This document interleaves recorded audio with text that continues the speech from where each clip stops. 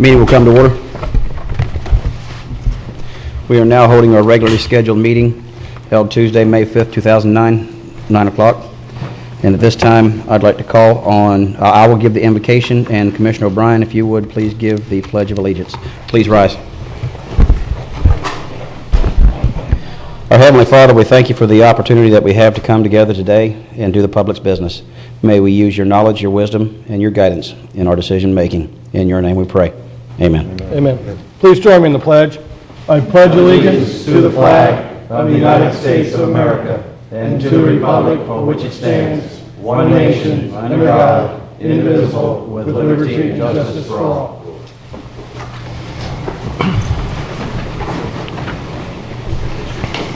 We have some modifications to the agenda. I'd like to add two emergency items, if I could. One emergency item under presentation D will be a presentation by Paula Nicoletti with the Department of Defense. We need to add, by the County Attorney's Office, is requested to add item 13C. And then it's been requested to delete Mr. Rigby's request to speak. He asked for that to be pulled from May 5th. And then I would like to add, Commissioners, if I could, under my matters, the issue regarding the beach renourishment using upland sources for sand in the process that we're going through on that. So moved. Right. Hold on, anybody else? Mr. Chairman, I have one item I'd like to add under, you've added 5D, so this will be 5E, brief presentation by Penny Chandler to just inform the public of some resources the Chamber has in regards to the swine flu virus. Okay. But, Mr. Chairman, where do you want to put your discussion of the sand? Under my matters, just under Commissioner matters. Thank you. I didn't have any. 14A? Yes. Any other additions? Nope. Any objections? Okay. Move to approve the agenda as amended. Got a motion and a second. No discussion. We'll vote. All those in favor signify by saying aye. Aye. All opposed, nay. Motion passes unanimously. That moves us to our first order of business, which is the presentation, proclamation designing the month of May as National Preservation Month. And receiving this will be Miss Barbara Tilney and Miss Ruth Stambridge. And Commissioner, Yes, Mr. Chairman, I'll be glad to present this. And also we have Mary Jane Kelly and Beverly Tyson, who will also be joining Ruth and Barbara in accepting this. Good morning, ladies. Good morning. This is a proclamation designating the month of May as National Preservation Month. Whereas historic preservation is an effective tool for managing growth, revitalizing neighborhoods, fostering local pride, and maintaining community character while enhancing livability. And whereas historic preservation is relevant for communities across the nation, both urban and rural, and for Americans of all ages, all walks of life, and all ethnic backgrounds. And whereas it is important to celebrate the role of history in our lives and the contributions made by dedicated individuals in helping to preserve the tangible aspects of the heritage that has shaped us as a people. And whereas This Place Matters is the theme for National Preservation Month 2009, co-sponsored by Vero Heritage, Inc., the Indian River County Historical Society, Main Street Vero Beach, the Indian River Genealogical Society, the Cultural Council of Indian River County, Pelican Island Audubon Society, Laura Riding Jackson Foundation, Indian River Shores Historical Society, McKee Botanical Garden, the Sebastian Area Historical Society, Inc., Osceola Park Neighborhood Association, the Original Town Neighborhood Association, and the National Trust for Historic Preservation. I think we pretty much captured everybody in that list there. Now, therefore, be it proclaimed by the Board of County Commissioners of Indian River County, Florida, that the month of May 2009 be designated as National Preservation Month in Indian River County, and calls upon the people of Indian River County to join their fellow citizens across the United States in recognizing and participating in this special observance. Adopted this 5th day of May 2009, signed by all 5 County Commissioners. Ladies? Thank you so much. My name is Ruth Stanbridge, and I'm the county historian. And with me today are several ladies from these organizations. I'd like for them to introduce themselves. I'm Beverly Tyson from the Indian River County Historical Society. Mary Jane Kelly from the Cultural Council. Barbara Tilney from the Indian River Shores Historical Society. These ladies represent just 3 of the historical and environmental organizations that make up the Heritage Coalition. That's a loosely knit coalition, if you've read all those names, that their mission of these organizations is preservation and protection of the natural and historical resources of Indian River County. This preservation and protection has paid big dividends for the citizen of our county and of our cities. The quality of life that we enjoy is contagious and has attracted tourists for decades, and we hope for decades to come. On behalf of the Heritage Coalition and its member organizations, we want to thank the Board of County Commissioners for recognizing the importance, first, of our work, the importance of preserving and protecting Indian River County's history, and above all, knowing that the past provides an important part of our future. This is a legacy that all of us can leave to our children and our grandchildren, and we thank you very much. Well, thank you for all the work you ladies do. Thank you.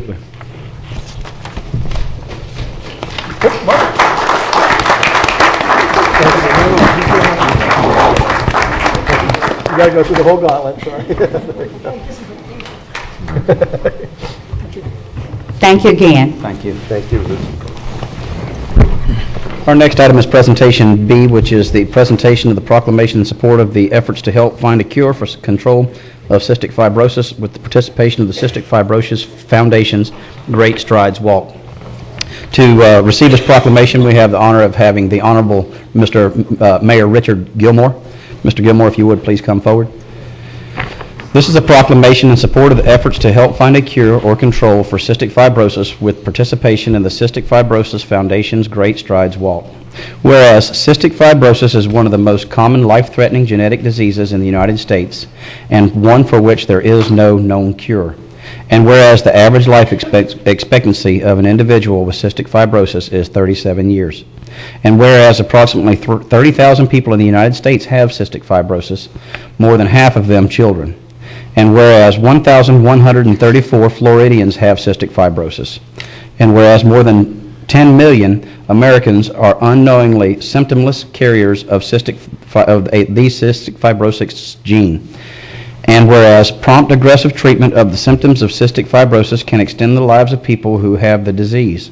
And whereas recent advances in cystic fibrosis research has produced promising leads in gene, protein, and drug therapies beneficial to people who have the disease. And whereas education of the public about cystic fibrosis, including the symptoms of the disease, increased knowledge and understanding of cystic fibrosis, and promotes an early diagnosis. Now, therefore, be it proclaimed by the Board of County Commissioners, Indian River County, that the Board supports the missions of finding a cure for or control for cystic fibrosis, adopted this 5th day of May 2009, signed by all 5 County Commissioners. Mayor? Thank you very much, Chairman Davis. And I have to say that some of you know, some of you don't, but this disease to me is personal. My daughter, Elizabeth, was diagnosed at 7 months with cystic fibrosis. And at the time that she was diagnosed, the life expectancy was 16. She's now 34. So thanks to all the work of the folks in the Cystic Fibrosis Foundation, the medical research that they have supported through donations, gathered through things like the Great Strides, this has become an organization that is strikes a note, certainly in my heart. And so I would encourage everyone that would like to get involved, that the Great Strides Walk is going to occur May 16th. It's going to be here in Vero at the Royal Palm Point Park. Chairman Davis, I believe you're walking in that. I am. As I am. So I would encourage... What time is that? That is at 8 a.m. 8 a.m. Okay. And that's check-in walk at 9 a.m. at Royal Palm Point. And for any of those in the television audience or the viewing audience, they can go to cff.org//great strides. That's great /strides. And they can click on either your name or find a walker or my name and support us. Absolutely, and thank you very much. And it's personal to me too. In fact, I see many of the sheriff's department out there, and as you know, Deputy Smith, his daughter Jessica Smith, their family was involved with our 4-H club, and watching her go through what she went through, and unfortunately she's not with us today, but that's clearly the motivation, and it hits home for me also, and that's why I'll be working with Representative Posey. He's also he's kind of spearheaded this from the region, and it certainly is a pleasure to help try to find a cure for the cause. Yes, sir. Thank you. Thank you. Thank you, Mr.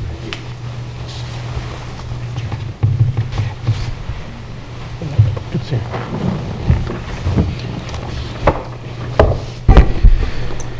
Next, we have a presentation proclaiming, designating May 6th through the 12th, 2009 as National Nurses Week. And to read this is going to be Commissioner Solari, and Susan Leonard will be receiving. Ms. Leonard, welcome. I'm not Susan Leonard. Okay, good, because I didn't think you were. My name is Ruth McDowell. Ruth McCowan? McDowell. McDowell. Welcome, Ms. McDowell. Thank you. Commissioner. Mr. Chairman, I'm very happy to read this proclamation designating May 6th through 12th, 2009 as National Nurses Week.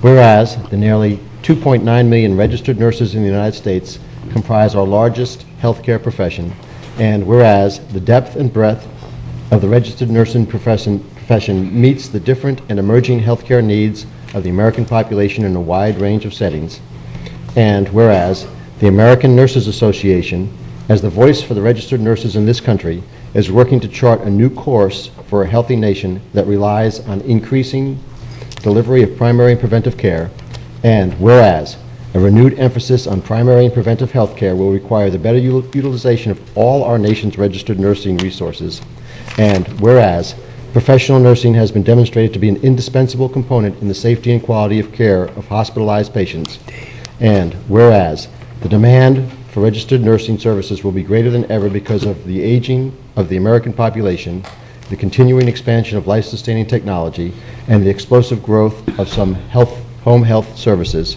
and whereas more qualified registered nurses will be needed in the future to meet the increasingly complex needs of healthcare in this community, and whereas the cost-effective, safe, and quality healthcare services provided by registered nurses will be an ever more important component of the U.S. healthcare delivery system in the future, and whereas, along with the American Nurses Association, District 17 of the Florida Nurses Association has declared the week of May 6th through 13th as National Nurses Week, with the theme, Nurses Making a Difference Every Day, in celebration of the ways in which registered nurses strive to provide safe and high-quality patient care and map out the way to improve our healthcare system.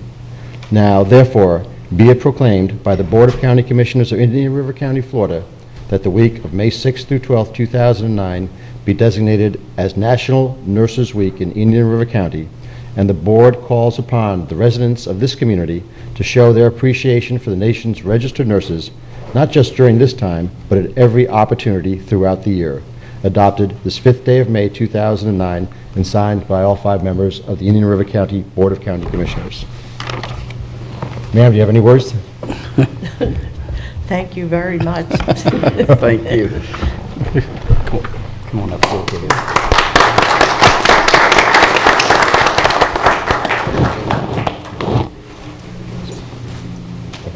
Your service to all the nurses. Thank you. Good morning. That's right.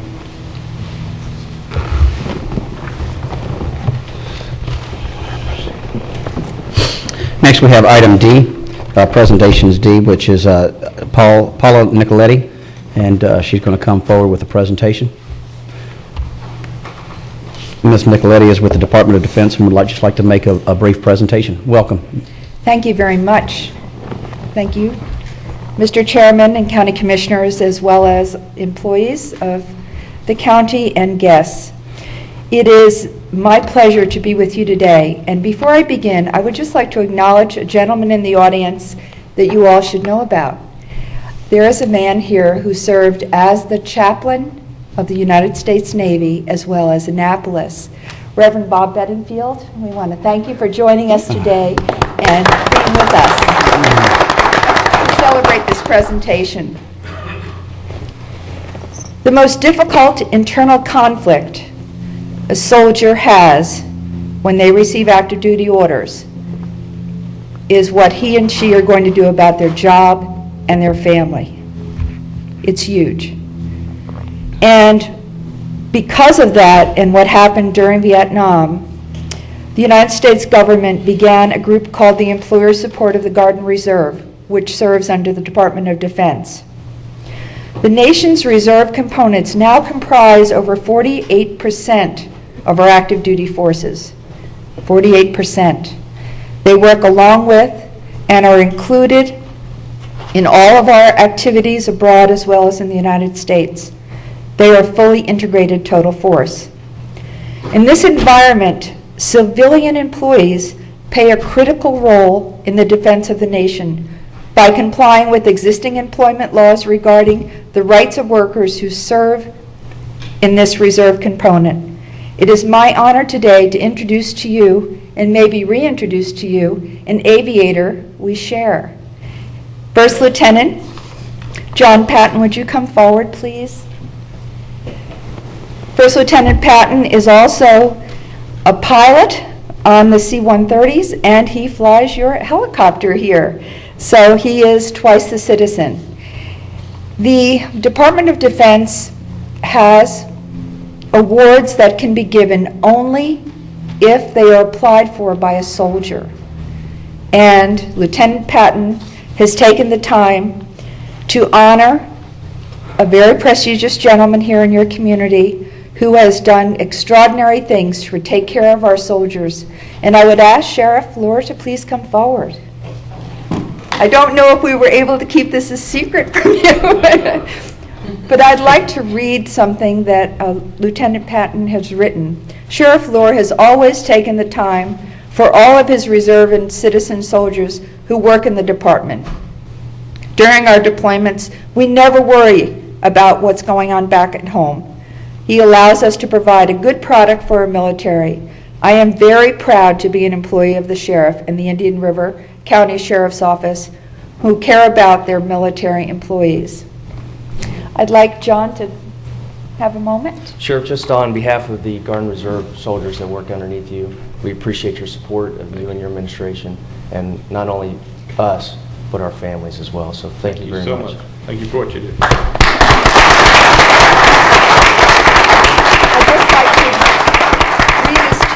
The National Committee of the Employer Support of the Guard and Reserve recognizes Sheriff Darrell Lohr, Indian River County Sheriff's Office, as a patriotic employer for contributing to national security, protecting liberty and freedom by supporting employer participation in America's National Guard and Army Reserve Force. You are a role model for all of the sheriffs and all of those in law enforcement, and we really congratulate you. Thank you so much. You're welcome. Thank you. Absolutely. You want to get a picture, Jeff? Yeah, as soon as the interview gets done. Okay. Thank you. Okay. Wonderful. Thank you, so much. Commissioners. Thank you. Thank you. Sheriff, if you all could just stand here for a second.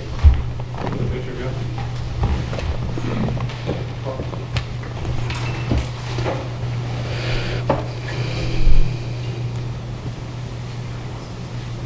Thank you. Thank you, Paula. Thank you. Okay, at this time, we have presentation E, Penny Chandler and Commissioner O'Brien on the Thank you. My name's H1N1. yeah, the H1N1. Is it, and the pilot to fly that? Go ahead, I'm sorry. my name's Penny Chandler. I'm with the Indian River County Chamber of Commerce.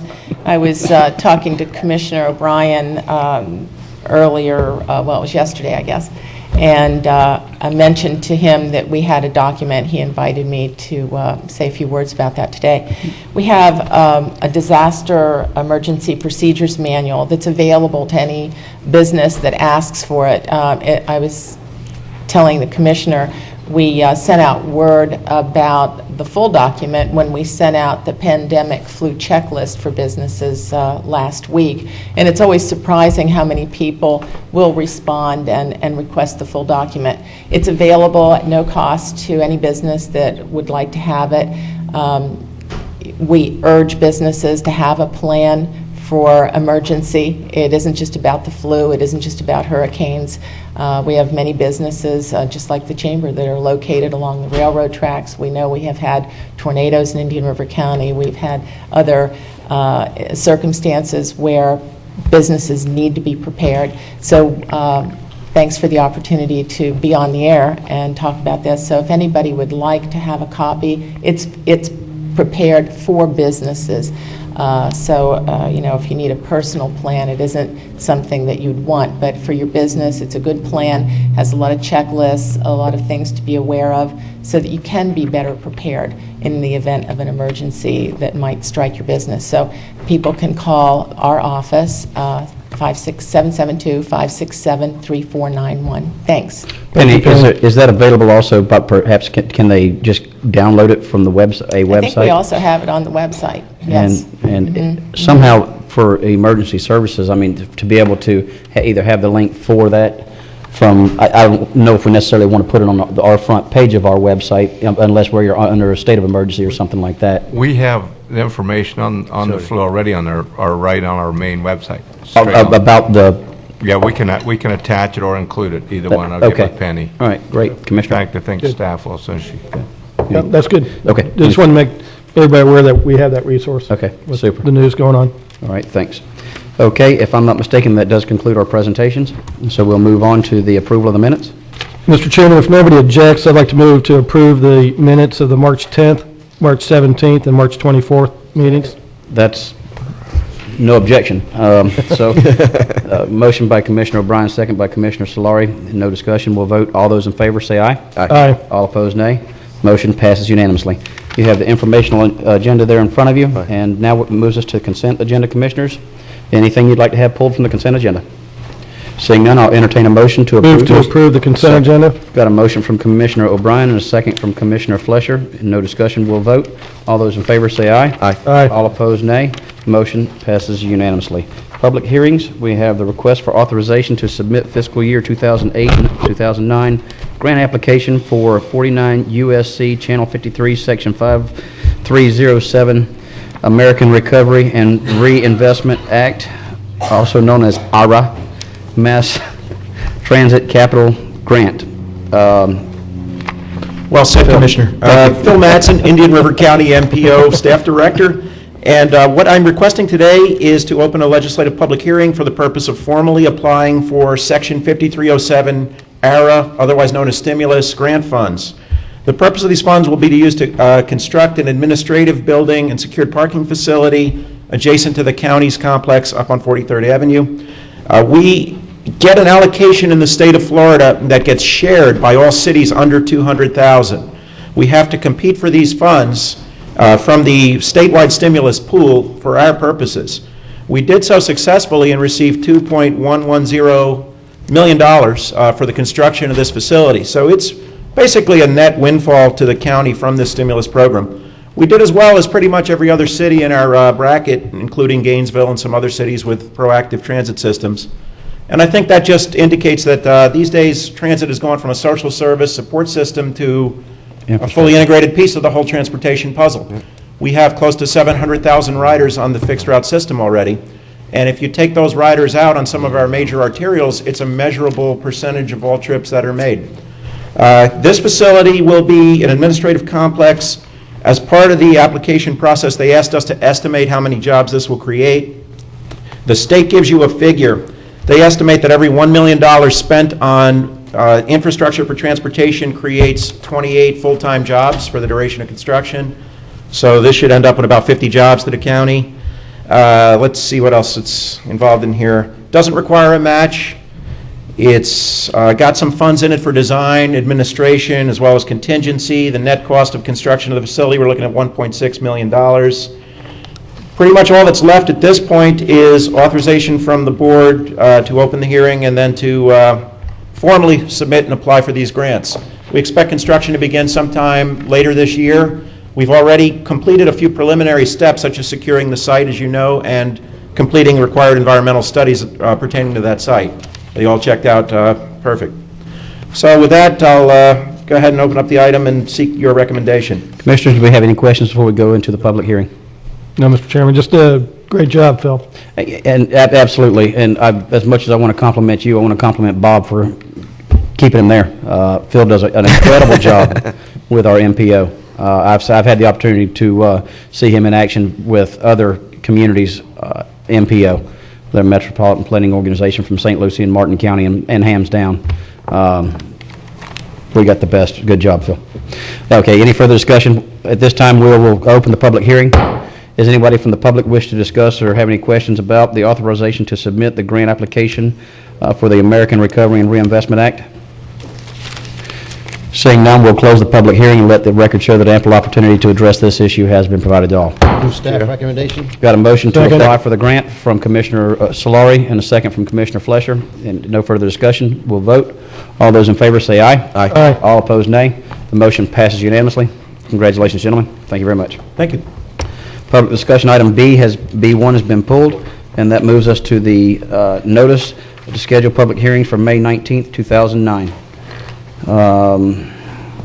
Mr. Collins, I'll let you read those if you don't mind. Thank you, Mr. Davis.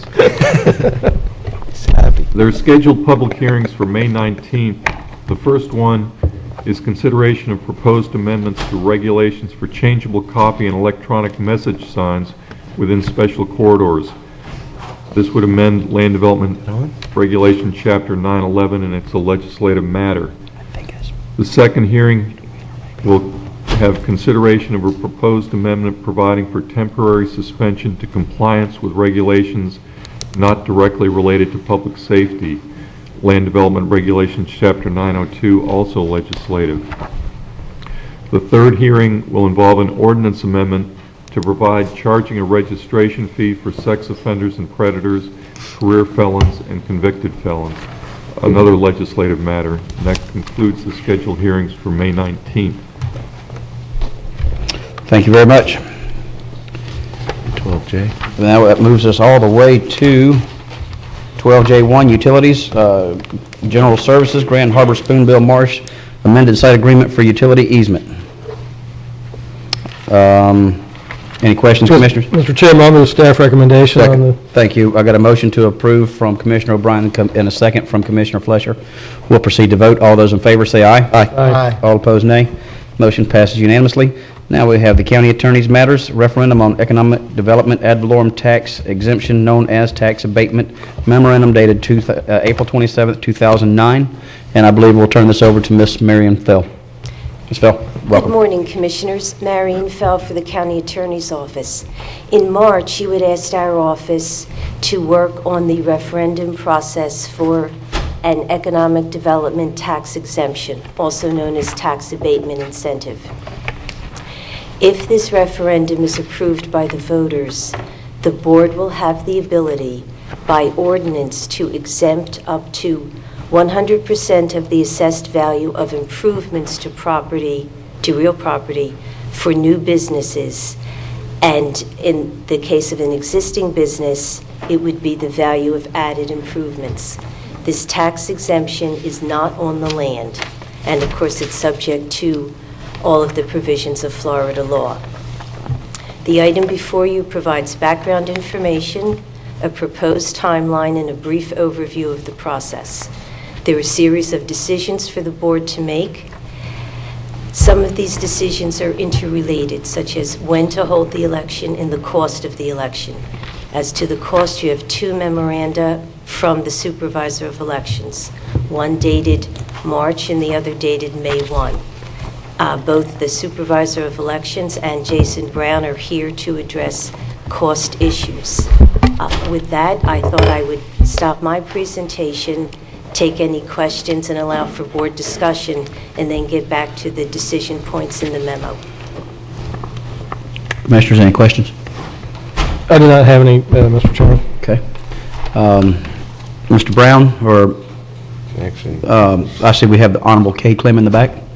Okay, I've got a coupon that says, have a referendum, get one free. Can we take advantage of that in this instance, or is it already expired?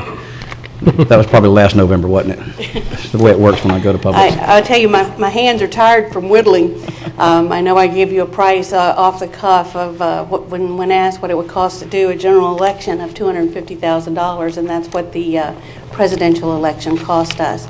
And I gave you some backup that showed that our cost of elections since we moved to a paper balloting system has gone up by 83%. Wow. And yet we've continued to lower our budgets, and I've been working on lowering our budget, the one we just submitted to you. And in doing so, I was able to lower the cost of the tax abatement issue election, should you want to hold one. Obviously, we got it down to around $117,000. That's no frills, no sample ballots being mailed out, nothing. Trying to cut back on all the advertising that we do, but much of that, as you know, is required by the state and federal government. We are consolidating precincts, which is not going to be very well received by some of our voters, I would imagine, but we're at a time where I'm paying $1,200 we're paying $1,200 to poll workers, and 50% of the voters have already voted by absentee or by early voting, and maybe 300 people show up in a 100% turnout election. So we just have to change the way that we conduct elections, and this is just a small step toward that direction. So I think we've been able to get the budget number down to something that is more feasible for you. And of course, that would be what it costs to do a countywide election. If you tag the cities on, you'd be holding the election countywide anyway. And the way that I've dealt with the cities in the past is that if we have an election that's countywide, they tag on at a smaller price. This last November election, we only charged them for their ballot because that's all that they were doing that was different than we were already doing at the county level. And so there was some controversy about that on how the cities pay for theirs and how the county pays for theirs, and I really don't have a dog in that fight. My statute says I conduct them. I don't pay for them. So anyway, I did include in our backup information that we gave you a copy of a contract that's used in a couple of counties in the state, but that's not really something that I really want to follow that contract exactly. I prefer to conduct the entire election and then charge the cities the cost. So if the 3 cities that are scheduled to have an election in November have one, the cost would be around $53,000 if they paid for everything, and that's eliminating 2 early voting sites, because they're very popular, but in a city election they really don't pay for themselves. So anyway, they could add that if they wanted to, but they just have to pay the difference. We will be formulating a contract to use with the cities, but I'm going to put that on hold for right now until we find out what you guys are going to do. Ms. Clem, of the 5 municipalities, which 3 are having November elections? Vero Beach, Sebastian, and Fellsmere. Okay, so Orchid Town and of Indian Indian River River Shores Shores has theirs every other year in the odd-numbered year. And that's it, but that's not in November either, is it? No. Both of those still have them in March or something? Right. And the legislature did have a bill, to move the presidential preference primary back to March. And that's why all of our cities jumped to November, because they moved the presidential preference primary until January. And then, as you will remember, the national parties would not allow the delegates to be seated, so we understand they're making a move to put it through March. And I don't know whether it passed or not. The big elections bill did not pass. And the bad news is, Joe, that we were supposed to replace touchscreens for the disabled voters by the 2012 elections, and it was going to be a cost of around $700,000. And your county commissioner association and our association worked with the legislature to try to get that passed, and it's my understanding it did not. And I don't know if they have it sneaked somewhere in the appropriations bill, but we may be facing another equipment change. We've had about 20 people vote on the touchscreens as a disabled person voting on the equipment since 2002. It'll be $700,000 to change them out. Commissioner Yeah, Bryan. okay, one clarification. In your backup, you put down that the cost for the municipalities, if they held the election by themselves, was $73,000. Oh, I'm But I thought I sorry. heard you say 53. I'm sorry, it was 73. 73, Yeah. okay. That's the only question I have. Okay, all right. Ms. Commissioners, any other comments? Okay, anybody from the public wish to, oh, go ahead. Yeah, thank you, Mr. Chairman. Kay, how much would it cost for this to go forward in a general election? $117,000. Thank you. So there's no cost difference between the general and then the November city? Oh, it is a general election when y'all have an abatement issue. I'm sorry. We got caught in some semantics here. If you put it on an election ballot with the municipalities, it would be a general election, so I say $117,000. If you did it by yourself at a different time from the cities, it would be $117,000. Now, if you did it with the cities, we could get them to pitch in a cost, which is yet to be determined. You know, I normally just charge them for the ballot if we're only having a county election, which would run about $15,000 off. And how much So would it, $112,000. how much would it be if it was done during the 2010 elections? It's still going to be approximately the same thing because it's a countywide election. Okay. How much? But it may go up then. You don't perceive any difference? I would think, no, not right now. I mean, a countywide election is a countywide election. The turnout may be different, but I base these figures on a 40% turnout, which is high. You know, if we go to a general election with an Obama on the ballot, we may have, you know, an 80% turnout, which would cost more, but What would the cost to the cities be if we did not do any countywide election? Typically, it'd be more than the 15,000, obviously, because we wouldn't be participating with them. right, they would pay $73,000. A piece? No, Total, altogether? Altogether. And I charge them per voter, per registered voter. Okay. And there's 27,000 in the cities, and there's 90,000 in the county. Okay. So actually, we would help defray some of their costs, and they could actually help us defray some of ours in moving forward with that. Exactly. Okay. All right, Commissioner Bryan? Yep, Mr. Chairman, I've probably been working on this for about 9 months now, when we first started talking about tax abatement. And I think probably no one would like this in the November '09 vote more than myself. But there will be a cost associated with this by going on a countywide election in November of '09. Also, if we wait till November 2010, we already have a general election scheduled. There'll be 2 commission seats up, I think a couple representative seats, maybe a Senate seat. So we already have a 2010 general election scheduled. And we might have a little bit better turnout too. And I think this is an important issue that we want to get the maximum turnout. So, and also it would, if we go to 2010, we won't have to worry about dickering with the cities over their fair share and get all that negativity going. And in my mind, as much as I'd like to get this implemented now to help economic recovery, I don't want to start off with any negativism about the cost or arguing with the cities. So I would like to go ahead and make a motion that we instruct staff to move forward with an ordinance to bring this forward for a public referendum in November of 2010. I'll second that. Got a motion and a second, and any discussion? Anybody from the public have any comment on this? Basically, what we'd be doing then is just using the resources already allocated for a general election to be able to put this on the ballot at no extra cost. It'd just be one more ballot item on a pre-planned. As much as I'd like to have it move forward as much as possible, that $100,000 is going to be significant in this year's budget, so I think that would be the prudent choice Okay. to make.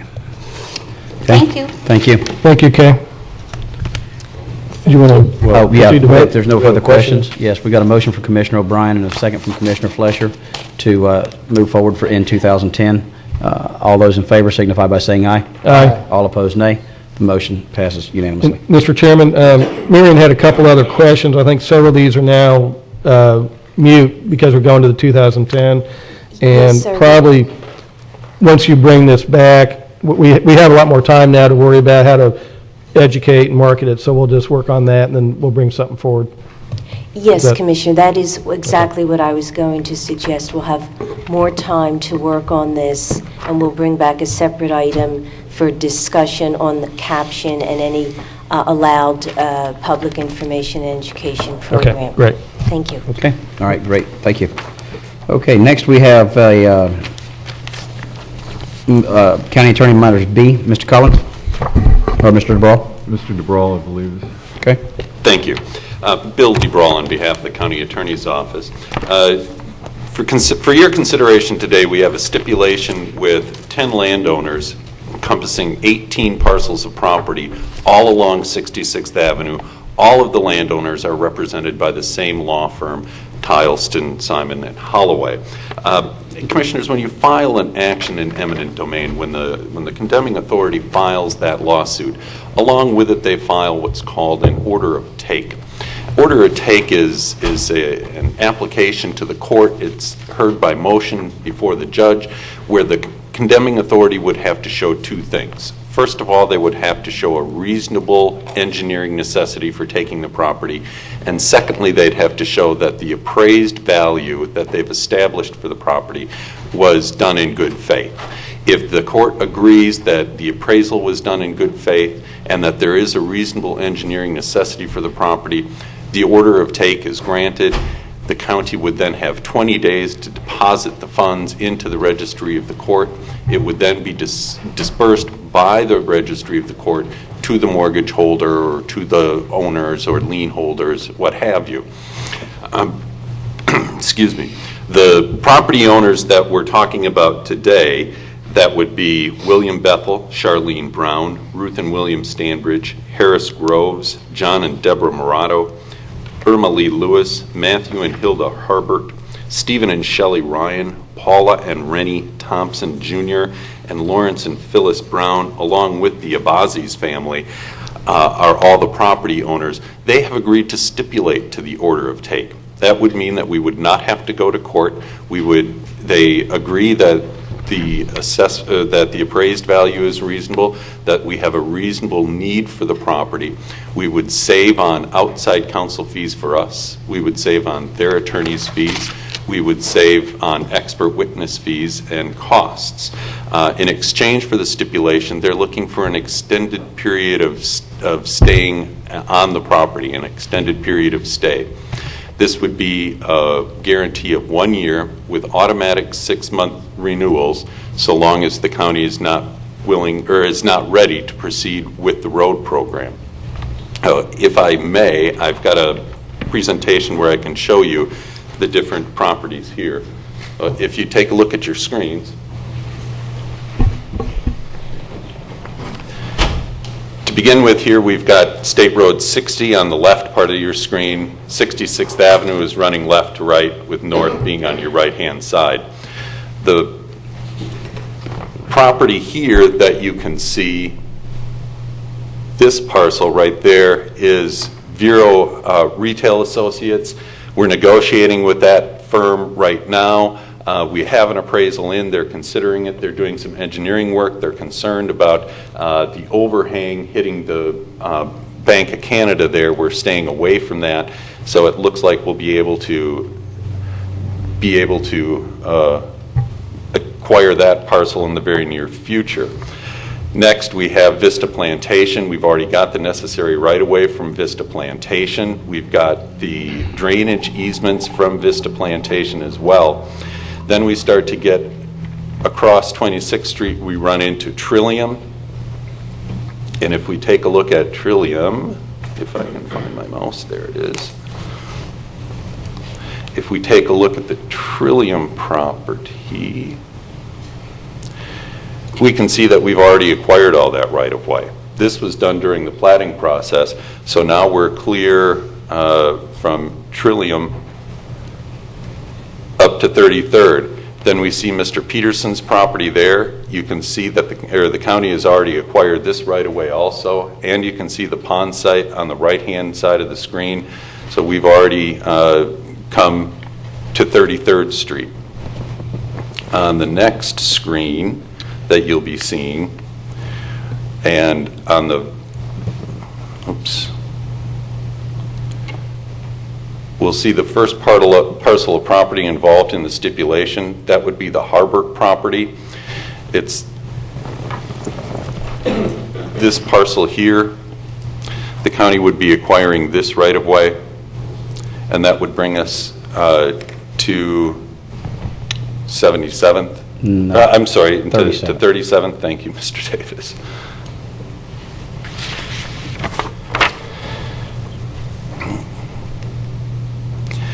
Then across 37th, you'll see the Schlitt property. We've already acquired that through a property swap agreement. We're yet to get the Hale property, which is next. Benak, we're still in negotiations with, and hopeful that we'll be able to bring that matter back to you during the month of May. We have Gamma Delta Group. We're also negotiating with them. Suit has not been filed because they have been negotiating with us. And now we're to 45th Street. The Winkle and Purple properties are not involved in this stipulation here. Because? They're represented by Mr. Evans. The Winkle property presents a little bit of engineering problems. We've been negotiating with their attorney and sharing engineering work back and forth. We're going to be into one of their lakes there and also their riding ring for their horses. So we're going to have to, you can see here, we're on the Winkle property here, the right-of-way line, the yellow line there, gets into their lake, so they're concerned about a little bit about drainage and also reconfiguration of their lake. Then we have the next area here is the retention pond. We've already acquired the retention pond there. You can see it's owned by the county.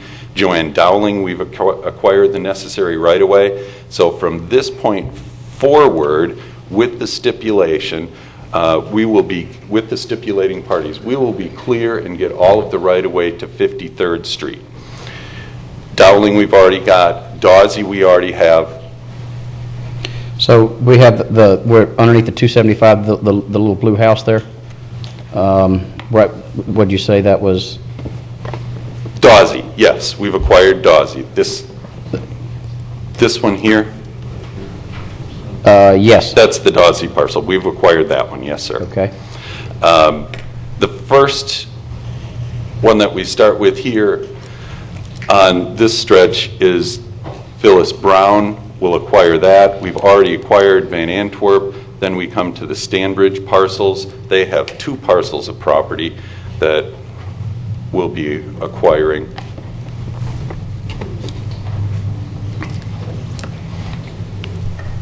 So the 2 Stanbridge parcels here and here, along with the Bethel parcel here on the corner. Charlene Brown will be acquiring 4 separate parcels of real estate from her, 3 for the right-of-way in this area, and also the pond site here. And again, that will all be by stipulation. So then, if we keep moving further,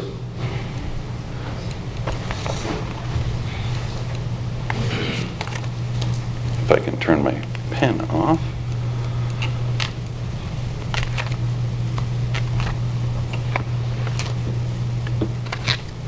You can see that we'll be acquiring that property. Going on, we have the Brown parcel here. There's 2 Brown parcels. It's Homestead there and there. We have already acquired this parcel here. Then the Murado parcel is part of the stipulation. Elma Lee Lewis is part of the stipulation, and we've already acquired that. So we're clear to 53rd Street there. The last parcel that I wanted to show to you today would be the 57th Street parcel. You recall that the commission earlier this year approved a interlocal agreement with the school district for construction of 57th Street. And you can see here, with the Abazis parcel, we'll get our pond site shown in red, we'll get the right-of-way along there, There are also a couple of side parcels that we need that aren't quite shown on here that we will establish also. We've already acquired the necessary right-of-way from the Benak Family Limited Partnership. The school district has an agreement with the county in which the school district goes ahead and builds this 3-lane bridge over the canal at a cost of about $1 million. Our agreement is to go ahead and add another turn lane, a temporary turn lane. The Abazi's parcel, part of this stipulation, will give us that necessary right-of-way in order for us to remain in compliance and on schedule with the opening of Storm Grove Middle down to the east. So staff's recommendation is to approve the stipulation, enter into lease agreements with the individual people for lease backs for that 1-year term, subject to 6 months renewals. The only open issue that I think the commission may want to address is rental property. Mr. and Mrs. Stanbridge, one of their parcels is a rental house. I think it is currently vacant, but it has been leased in the past. It's the board's pleasure if that you want to work out some arrangement as far as approval of the lease beforehand, and what you might want to do with the rental income from the house should it be leased out in the future. But any questions? I'll start off with some of the cases already being filed now. Why isn't this going before the courts to instead of it coming before us with the individuals that we've already filed the suit? This is a stipulation. They've agreed to this part of the lawsuit where we don't have to go to court to contest the matter. Okay. They'll agree that we can go ahead and take the property, take title to the property in exchange for the extended possession. So This is a stipulation that was worked out between our outside counsel and their attorney, Mr. Holloway. Okay. Commissioner Fletcher? No. Commissioner O'Brien or Solari? Either one. So their outside attorney has seen this and... Bob, you might want to come a little closer. There you go. Their outside attorney has seen this and they've agreed to it? Yes. Okay. Commissioner Fletcher. O'Brien? Yeah, and Bill, my understanding is this actually is kind of speeding up the process, and instead of going to court and having a bigger delay arguing over these points, we're now leapfrogging it and moving forward actually quicker. Is that? Correct. Okay.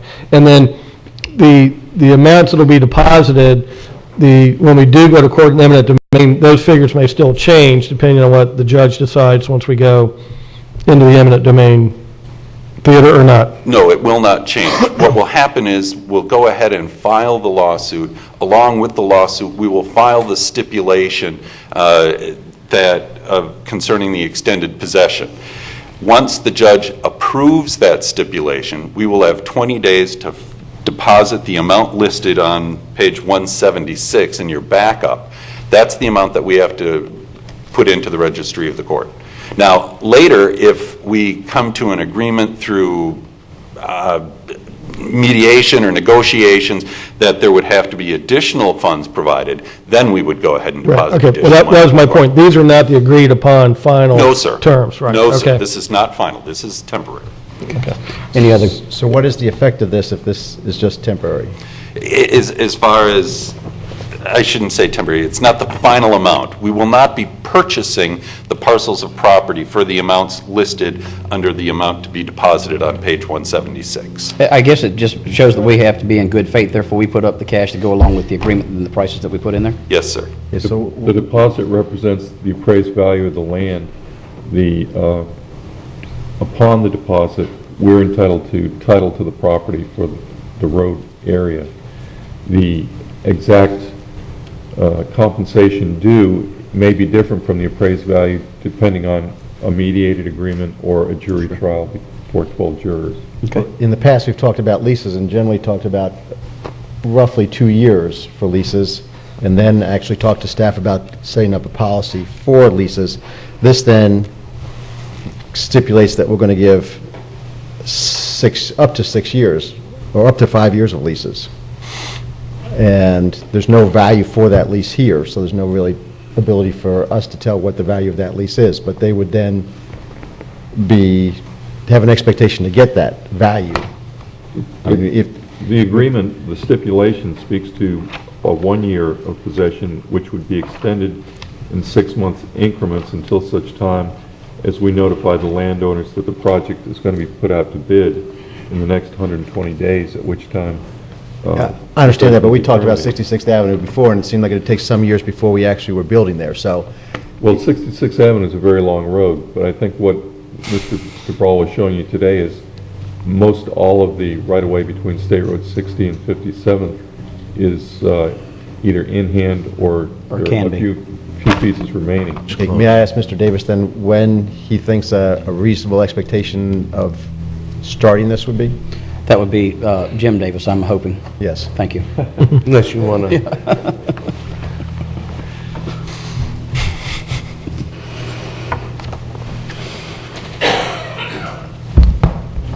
Jim Davis, Public Works Director. We anticipate within the next year or two, beginning at the south end at State Road 60 and progressing north. By the time we get to 57th Street, might be Phase 2, which I would think would be probably 3 years out, depending on our cash flow and 57th north, or so next 2 years, within 2 years, you're looking at from 60 to 57th. I would say 3 years, Okay. all the way to 57th. And it could happen quicker depending on our revenues and our cash flow. But, you know, the DOT right now is working on the intersection of 66 and State Road 60. And along with that 6 laning of State Road 60, we would like to get the very first phase of 66 as quick as we can to tie into State Road 60. And then if the cash flow is adequate, we could go up to 57th where the new school will be built. Along those same lines then, Jim, and I know it's, I don't know that it's a separate project, south of 60 down to the entrance into the Brackett Family Library. Is that all going to be, is that the one phase perhaps that you're looking at trying to get done with the No, so that's intersection? already been out to Okay. bid, and we've already received bids, and I have a contractor on board for the south of 60 link. Okay, that's what I thought. Okay, all right. Thank you. Okay, any other questions, Commissioners? Ms. Stanbridge, welcome. Yes, good morning again. My name is Ruth Stanbridge. I live at 4835 66th Avenue. I am sure that you're as tired of seeing and hearing me as I am tired of coming to this podium. I do want to remind you on March 24th at 2:17, an update on the status of 3 lawsuits was given to you by Mr. DeBraw. The update was very clear. The matter concerning condemnation of the properties of 3 landowners had been turned over to the county's outside counsel, Policastro and LaRue, who would be filing the lawsuits within 30 days and proceeding immediately to the order of taking. So you can imagine our surprise to find on the agenda for today stipulations and lease agreements supposedly agreed to by all of us, the 3 landowners whose lawsuit was actually filed on April 28th, and also for a number of other landowners who have not even had their resolution of necessity. We, the landowners being sued, never saw or was able to review these stipulations or this lease agreement until the agenda came out. We called our attorneys, Towson, Simon, and Holloway, who had not seen this agenda or lease agreement either. They, in turn, called Policastro and LaRue, your counsel of record for the filed lawsuits, and the firm that our attorneys have to deal with. Your outside counsel had not seen the lease agreement either. Of course, there have been preliminary discussions between the 2 firms concerning stipulations in the order of take, but that is part of their procedure and the procedure of condemnation. And that is why I am before you. We are not here to discuss a specific parcel or a specific landowner. This is about the proper procedure. The whole point in Indian River County contracting with outside counsel and their expertise in dealing with the condemnation laws, that's the point. That's why you contract. And that's the point why we contract with attorneys and retain them that have the same expertise. Stipulations and lease agreements are part of the procedure, and they must be followed in order to get to the order of taking and should be written for each individual property. A standard agreement does not work. It doesn't work anywhere. One size does not fit all. What you have before you is an unhealthy mishmash of rules, regulations, laws, and wishful thinking. We haven't agreed to anything. We haven't seen anything to agree to.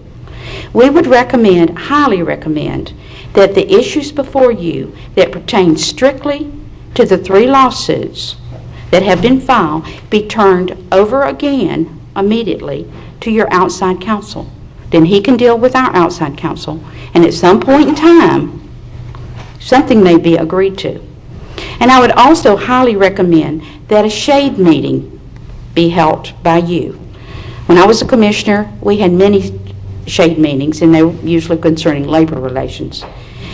But this shade meeting should be with your outside counsel on condemnation, and you should especially invite your county staff so that you can all understand the seriousness of condemning a person's home, their farm, their business, and their land.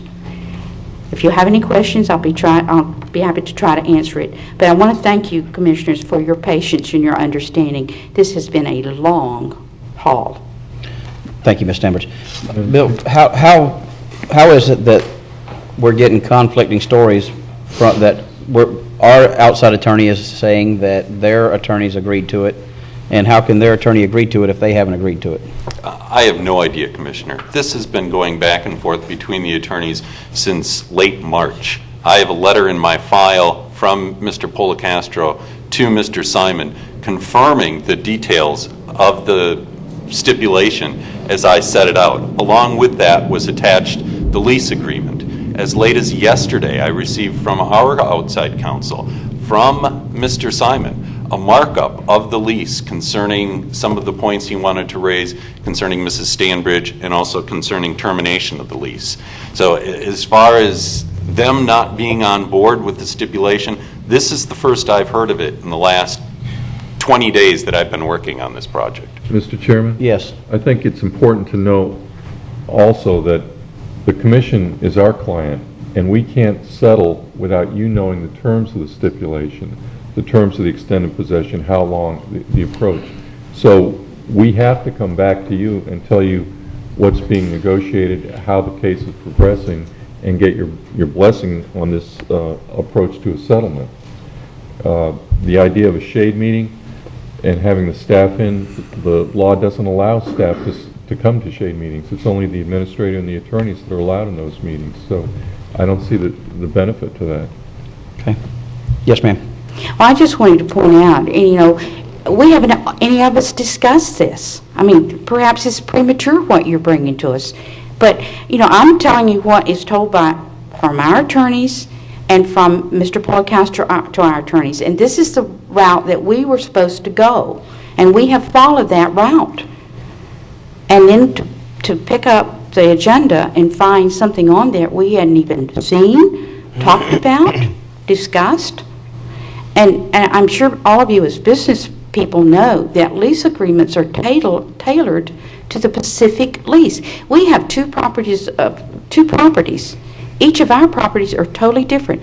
One is a homestead, one is a rental property. The lease agreements for both of those properties will be totally different. So one standard lease won't fit all.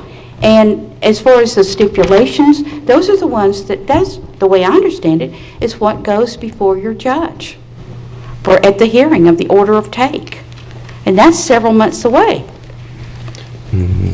Commissioners, what would happen in the case of Bethel, Brown, and Stanbridge, the suit that has already been filed with the court, what you would normally do in a contested matter, you would write a letter to the judge. It would be, "Dear Judge, we need some hearing time for this order of take." By statute, those type of hearings are expedited on the court's calendar.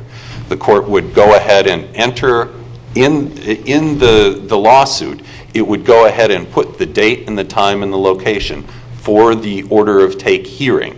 And at that time, the lawsuit would be served on all the litigants, on all the defendants that are named. So as far as speeding up the process, what we would do in the case with Bethel, Brown, and Stanbridge, if they so agree, we would simply reduce the stipulation to writing and file it with the court and ask the court to approve it.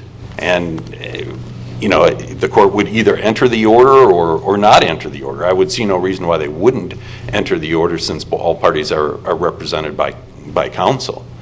So, I mean, that's the way it would work. This is the first time this morning that I've learned that maybe Bethel, Brown, and Stanbridge are not on board with the stipulation. For the last 2-3 weeks that I've been working on this, they have been on board, according to our outside counsel and their attorney.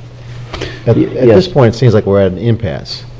I mean, we have our bill saying that we're basically all agreed to a certain set of things, and then asking us to authorize the deposit of the appraised value of the needed property, which is $2.342 million, and execute the lease for each property owner. But we have the owner of 2 pieces of property saying that they have no lease agreement. So I don't know if it helps us to even discuss this much further today. And it seems like we need to get the lawyers and the parties to get some agreement of the basic pieces of this before we can even go further. Okay. So I think here's the process. We hired outside counsel. The property owners hired outside counsel to represent them. The 2 outside counsels have now been negotiating, and those attorneys have now come up with what they believe is an agreement in the best interest of both parties. Our attorney now is bringing it to us for the first time, saying, this is what I've negotiated. If you like it, give me the approval to move forward with it. I think once we do that, your attorney will then go back to you, say, this is what I've negotiated on your behalf. Do you like it or not? No, Ruth, the fact your attorney hasn't talked to you is not our problem. You need to communicate with your attorney. And that's what we're doing right now. Our attorney has negotiated an agreement with your attorney, and they're bringing it to us, say, do you like what I have now negotiated on your behalf? And we vote yes or no, we agree with what you negotiated. Your attorney will then talk to you all and say, this is what I've negotiated on your behalf, do you like it or not? And that's when you can tell your attorney, no, I don't agree with what you've negotiated on my behalf, and we go forward from there. But this is just our counsel bringing to us what he's negotiated on our behalf. Commissioner O'Brien, the lawsuit was only filed on April 28th. It was only filed about a week ago.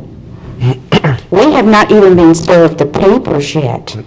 And how can we haven't even seen the lease agreement. Our attorneys, I just told you, have not seen the lease agreement. Even your own attorney has not seen the lease agreement. Now, Mr. DeBraw has. I'm assuming he wrote it.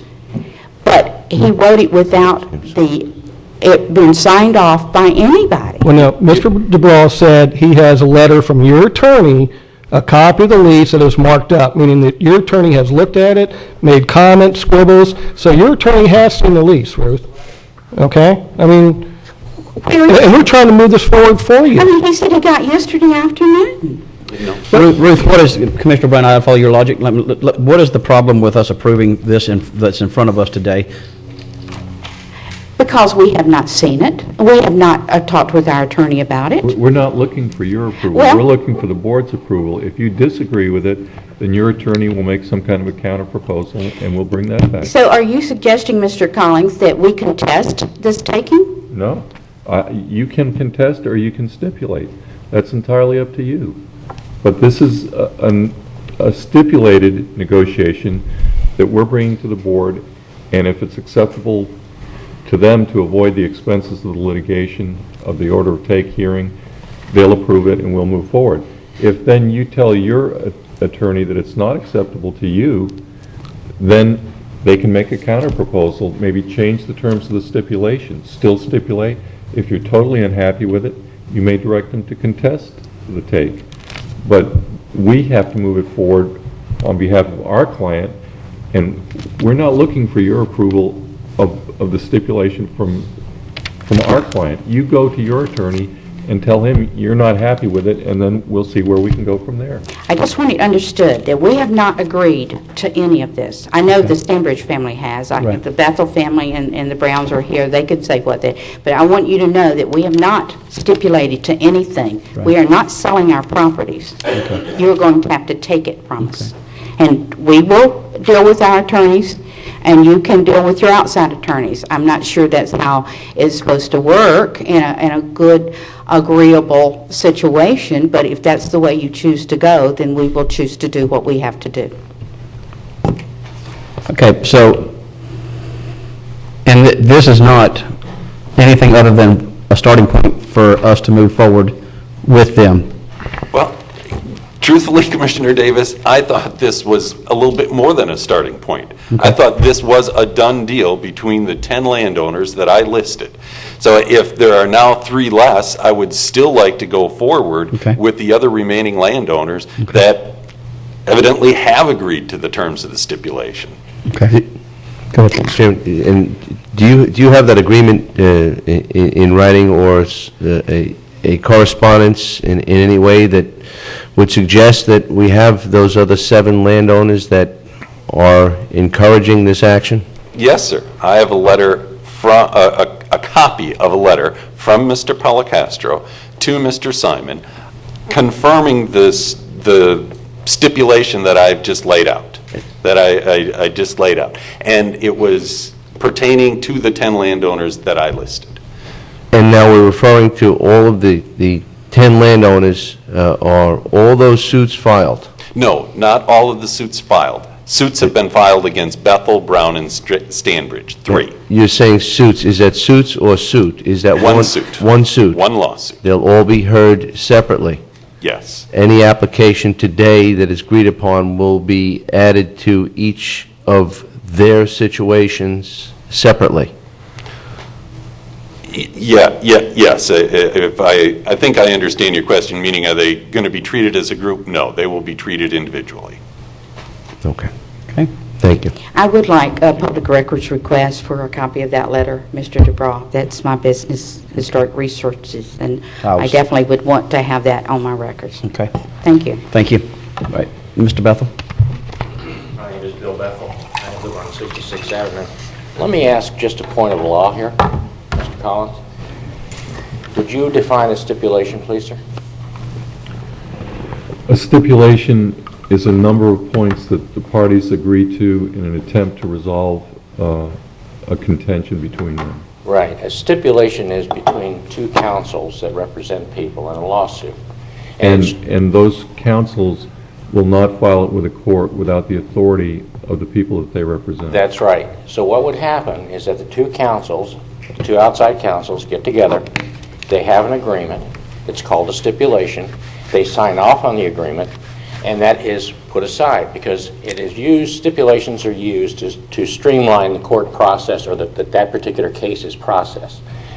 If the stipulation had been seen and agreed to by both opposing councils, which would be Policastro and LaRue and Towson, Simon, and Holloway, you would have a signed copy of it.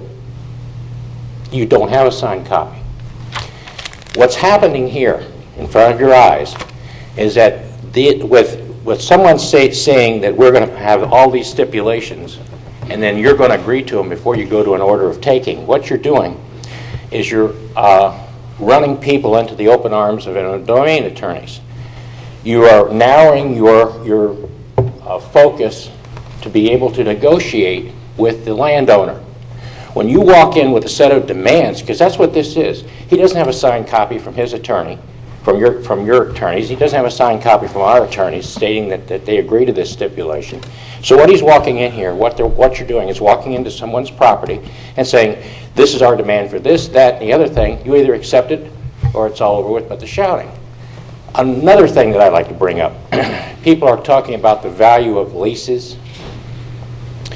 Order of takings can be very simple and very cost effective if they're uncontested. In other words, you can go in for a $300 filing fee, get an order of take, walk away from it. But if you have to go for a contested order of take, we have the right to call in expert witnesses and attorneys. And so do you. And by the time you get through, you're looking at $25,000 or more for a take, or a contested order of take. Multiply that times 10, times 10. That's $250,000. You see what happens when you start meddling with stuff you don't know anything about? You got to be real careful with this. That's the reason why Mrs. Stanbridge, excuse me, sir, has suggested that you have a shade meeting with your outside counsel so he can straighten this out for you. We've gone beyond the negotiation stage. You pushed us to file litigation to get into an adversarial position by not negotiating during the 120-day negotiation No, sir. The court, even after that period. lawsuit is filed, sir, you know that the court mandates you under Chapter 44 to go into mediation, forced mediation. That's a process within litigation. But That's we're right, in and that's what we litigation. wanted, because that's because of this type of thing. Everything that comes up is brought in as an afterthought. Why in the world would someone tell you on March the 24th that he has turned everything over to outside counsel and then come back with something that no one's seen? Because if he has washed his hands of the deal, let your outside counsel do it. Our outside counsel works on the product, works with us. We communicate with our client, the county commission. It would be not cost effective for Mr. Policastro to sit here every meeting that we have dealing with these right-of-way issues. Well, that's the point. He wouldn't have to, because it would be done as a matter of fact. That man, this is not his first rodeo around. I mean, that man has done this before. He knows the proper way of doing it. Bill, let me ask you a question. Yes, we have something here before us and trying to move this forward.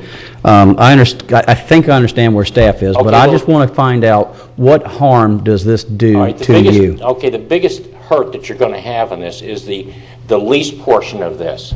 That should be taken care of away from this. You understand what I'm saying? The lease portion of it, that should be negotiated out, because like Mrs. Stanbridge said, it's an individual situation. Right. One size doesn't fit all. This lease on its surface is full of holes. So you don't want to proffer that along with the stipulation. Go ahead and go along with the stipulation if you want to, but keep the lease agreements in abeyance. You follow what I'm saying? Yeah, but the stipulation allows you extended possession. If we take title of the property, we have to have a lease to allow you to remain in the property. That's right, but that's for further down the, then because each property is held individually, treated individually by the courts, at that particular point in time, going up to the order of taking, you can hammer out a lease. Okay, well, how I see this on is... each individual property. Okay, You follow what I'm saying? we're just being asked to approve what our attorney has negotiated for us. He'll give it to you all as attorney. You can look at the lease individually and say, I don't like this clause, change it for me on this one. And then he'll bring it back to our attorney, and we'll move forward. I don't see, again, Mr. Chairman, I see this as moving the process forward, not... I do too, but the problem is, neither of the two attorneys have seen any of it. As a matter of fact, as late as 4 o'clock yesterday afternoon, our attorney secretary was faxing information over to Policastro and LaRue. Mr. Chairman, I hate to, it doesn't matter which side is where. I mean, we've got such a confusion about this, and given that it seems like the Stanbridges and Bethels and Browns don't want us to move forward under this cloud today, I don't know what the harm is of waiting a week, at least to decide whether each attorney has gotten copies of all these documents or not. I just don't see what harm is done by that. That would be okay, and it might take a lot of confusion out of it. Well, according to the law, once you file suit, we have 60 days to respond, up to 60 days to respond. And during that period of time, if it's an uncontested order of taking, you can hammer out these things and then bring it to you. Well, that's another issue. I'd like us to discuss the one issue first. Right here in front of us. Bill, what would be the holdback? And I know this sounds weird that as much as they wanted to move forward with it, now we're being asked to not approve it. But what's the harm of holding back on this a week? Chairman, I don't think there would be any harm in that. However, please try and remember that these are 3 of the 10. Okay. I see no reason why we wouldn't be able to go forward with the other 7. I agree with that. I'd be happy to go ahead and make the motion for the 7 parties that aren't here to go ahead and move forward, removing the 3 in question. Can you stipulate something that has... Again, at this point, I'll agree. I'll take our attorney's word to it that that's been done. On your part, it hasn't. How can you stipulate something that No, We're not. We're not stipulating Okay, you're anything. not gonna stipulate What anything. we're doing here is authorize, basically, this is our staff asking us to say that we will agree to this when the stipulation is put together. All right. We can't do anything prior to us saying that we would agree to this. Okay, and when the We're both sides- one of the two parties. Okay, when both sides come to a meeting of the minds, that's when you'll agree to it. Is that- No, that we're my saying understanding? that, we're telling our staff that we will agree to A, B, and C, so that they can stipulate to A, B, and C. Now it's up for the other side to say, okay, we agree also with A, B, and C, so that we can stipulate with A, B, and C. Until we say that we will do that, our staff can't do anything. Thank you, Mr. Slaughter. That's a good explanation. So again, I'll finish the motion saying that we'll go ahead with the 6 parties, excluding the 3 in question, and authorize the staff to deposit those amounts and authorize them to go ahead moving the stipulation forward. And then asking that we get clarification from the 2 other lawyers involved with the 3 other parties. Yeah, second that. Okay. All right, we're going to move forward with excluding the 3, Bethel, Brown, and Stanbridge. Okay? And that separates the 10. We move forward with the 7. And We'll come with back the next 3, week with we more will have clarification. evidence You're from, going to have this on the agenda again next week, then? That's what my motion says, yes. and we'll Okay. have evidence from our attorney that this has Until your been... attorney and our outside attorney are agreeable, I don't see any point coming back until there's... Well, the something to situation present. is, Mr. We're not- Collins... We're not negotiating... I understand that, but open Mr. forum. Collins, our attorney, represents the other 7 people. How come I feel like... I mean, you know, so you've this would got a be- situation on your hands here where if he doesn't agree, I'm sure if he's not going to like it for us, he's not going to like it for the other 7. Then what happens? We'll take that chance. Did we just move forward a step back? Okay. No. All right. The way I understand it, then the 7 move forward, the 3 will gain evidence from our counsel that there has been correspondence and that all parties have been noticed, and then you'll be bringing back the 3, and we will be voting upon those 3? That's what I heard. That's what I heard. I just wanted to clarify, those 7 have not even been given their resolutions of necessity. So they are way back in the process. They're coming And of next course, week. they do not know about this agenda item either. And as Mr. Bethel pointed out, the same attorneys represent them. So it's kind of convoluted. I appreciate the fact that you understand what is going on, because I don't think some in the audience do, and I don't understand it, and I don't know how you can move forward when there is so much misinformation and confusion. Thank you. Yes, ma'am. Any other comments, Commissioners? We've got we got a motion on the floor to move forward with the 7. And if we can get the attorneys to agree to put the other 3 back on here at the next meeting, we will. But there's no need in having it on the next meeting if the attorneys haven't agreed. Well, I just think we ought to get an update from the attorney at that time, Okay. to say, because there's a lot of confusion. We have our attorney saying that he's got documents in the file, and it seems to me it's a matter of him making a phone call to our attorney, him having a conversation with the other attorney and saying, basically, what's up? Can we have some clarification? This is my need, and this is what Mr. Brawl would say, this is my need for my next county commission meeting. Gotcha. I think he can handle it without too much of a problem. Thank you. All those in favor? Aye. Aye. All opposed, nay. Motion passes unanimously. Okay, next, thank you. Okay, next, Commissioners, was an item that I put under my matters as an emergency No, item. sir, there was another add-on under attorney matters. Oh, that's right. Go ahead, Mr. Collins, thank you. Yeah, this is just a notice that I desire an attorney-client session under the provisions of Florida statutes to receive advice concerning the litigation with DeVosta on the topic of Waterway Village concurrency. And that session will be at 11:30 on May 12th, next Tuesday, in the County Administrator's Conference Room. This attorney-client session commences at an open meeting, at which time you'll announce who will attend and the estimated length of the meeting, which at this point we think will be 30 minutes. The people in attendance are the county commission, the county administrator, the county attorney, outside counsel, and a court reporter.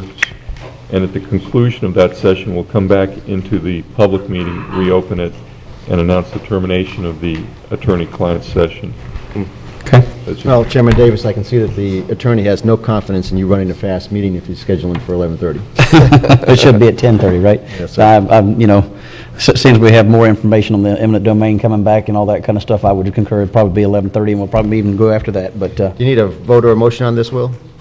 No, it's just... Information? a note. I'm required to give reasonable notice of it. It's a week's notice. We'll also put it in the paper. okay. Thank All you, right, Will. thank you. Looking forward to wrapping that up. Okay, all right. Next is my matter under the beach sand. Commissioners, the other day, and this was, the reason why I put this under the emergency matter is because I believe there's an information meeting today on the RFQ today at noon for the using upland sources. And then the bid information or the information for that's to come in on the 13th, I believe it is, 12th or 13th, the 13th. And after receiving some correspondence yesterday and reading through them, and now clearly there are individuals that have an interest in the Sector 3 project for upland sources, but following their logic, I had some questions that I really couldn't get my mind around. And one of them is, and this might be Mr. Gorham, if you could, or Mr. Walther. I understand the process that we're going through, or I believe I do, to be able to utilize the upland sources. The problem that I'm having is trying to understand that in the event that we wanted to use the upland sources going through the process and the time frames we're talking about, it doesn't appear to me that we'll have the opportunity to catch the window to be able to do the beach renourishment program with the upland sources in the event that they are maybe the low bid or something. On the flip side of that, the only thing that I do see on track and on time frame at this point is the using the offshore sources. It appears that we could probably move forward with that in a timely fashion, but the shortfall or the dilemma in that instance, clearly, in my opinion, is the fact that the state doesn't have the dollars. So what I'm looking at, and then the third wrinkle in this entire process is hearing from the beaches and shores and hearing from the residents on the island. Their question is give us something if you can. And so either one of these paths we're looking at going are doing neither one that they would like to have done. And it's almost that, I guess really in reading some correspondence from Mr. Kramer and Mr. Smith, I kind of see their logic that perhaps the best thing to do is instead of going for an RFQ, just go straight for an RFP, get a proposal, find out what if we can afford, and what we can afford, if we can afford it, have Great Lakes bid it, have the upland sources bid it, and then I'll be able to talk to the residents on the island and say, yes, we can do this, or unfortunately, no, we can't. Because I don't see any resolution to it this year, which is really what I'm kind of being asked. Is my thought process, am I wrong, or can you help me with that a little bit? Jonathan Gorham, Coastal Resource Manager. And it is a process with a lot of wrinkles in it right now, because we have both permitting and funding kind of converging for us here. As you recall, the direction of the board was to, step one, seek to add an upland sand source or sources to the DEP authorized permit, and then to bid the project containing both an upland sand source option and an offshore sand source option. The two paths we have there are bidding and the permit authorization. And the path we're going down here is to get the permit authorization moving and then bid the project. The RFQ that we have now is the first step in that, adding this upland sand source or sources to the permit, and that the RFQ we're seeking to identify those source or sources that are most appropriate for the project and move forward with permitting them. But let me ask you this then, and that is you're exactly right, and that's how I have it in my mind. What I'm wondering though is it's costly to go in both directions at the same time. And so from that standpoint, I understand your logic or staff's logic as far as, okay, let's just bring in just the offshore sources. I guess really though, as we move through this process, I believe, but I don't know, that using upland sources may be cheaper. Is there any way of us going to bid with the renourishment project Just go straight to bid with it. Let Great Lakes, let the local, whomever. And then whenever we go out to bid with that, then we have in front of us the plan, the specs and everything. And at that time, instead of us wasting all the time on permits in different directions, we kind of allocate our county's resources to say, okay, this is the horse we're going to ride. Now let's go ahead and get this permitted. If in the event that, and none of that will be a rush at all, in the event that it all comes above what the county has for the project this year. And in the event that Great Lakes comes in and it's above the money that we have this year, and we know the state's not going to allocate any funding for it. So I guess really, I understand what you're saying, but it almost seems like to me what we should do is if we really have an interest in getting this done, is to go to bid with it and then allocate our resources into trying to accomplish the lowest, most qualified bidder. And as we see it, you know, the target we're getting to is to construction. And we could bid the project first and have an apparent low bidder and award a contract. Then at that point, we still have to modify the permit. That takes just as long whether we start it now and we're not quite ready to go to bid, or we go to bid and then start the permit modification process. It's essentially a horse apiece, and I don't see us as saving much time by doing the bid first and then seeking to modify the permit. What we would lose if we went down that road would be the assurance that the sand source or sources were going in to modify the permit ones are the very best ones that we could identify. If we go to bid first, we'd really be identifying the lowest price, but without any great deal of assurance on exactly the quality or quantities available, which is what we get through the RFQ process. If I understand, Mr. Chairman's case isn't a matter of the lowest price, it's a matter of, is this a price we can afford, period? That's it. Right. And Commissioner Fletcher.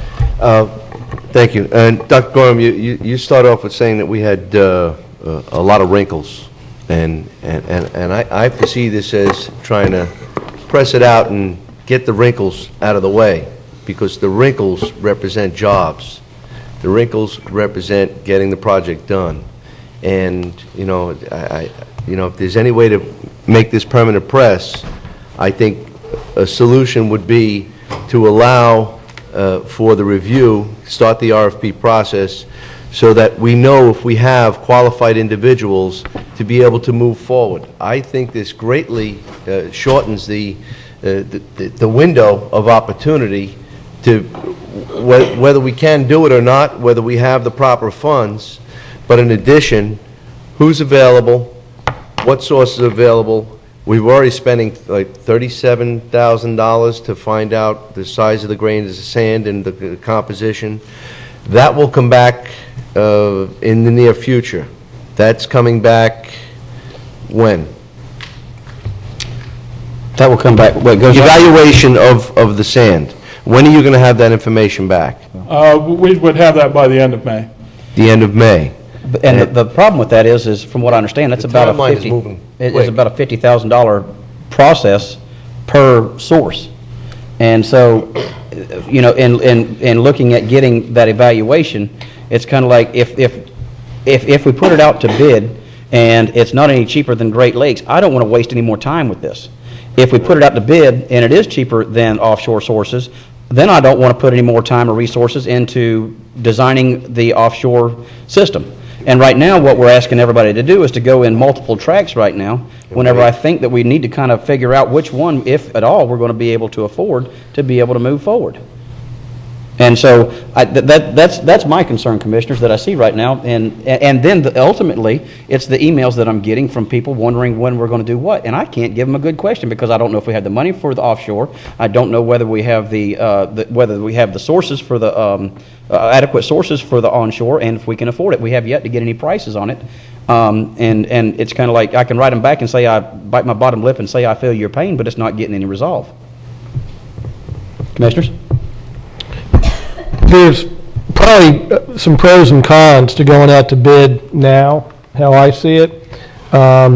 If we go out to bid we may end up getting a little bit lower bid from the dredging companies, because I know they have more competition now, so that would be a benefit. The overall project may come in cheaper because of that, so that would be a benefit. My concern is, I don't know if the dredging companies will submit a bid if we don't have a permit in hand. They may not want to lock up and guarantee resources without knowing we have a project that's been approved yet. And then in my mind, and I'm really back and forth on this, in my mind, if the low bid comes in as the upland source, but then for whatever reason DEP doesn't approve it, then we got to go back to the dredgers without any competition, and now the price may even go up higher. So I'm a little torn that, there's a unintended consequence for every step we take here, and I'm just... How would it work in the low bid process, though, in the event that they were the low bid and we determined then that they don't have the product or the DEP doesn't allow it, and then you still go to the lowest, most qualified bidder? Right. And I'm thinking, because I understand exactly what you're saying, that, I could go out there and bid it, but all I have would be gray marl, and that would automatically not make me the lowest, most qualified bidder with the quality of the sand. It would all hinge on the quality of sand either way.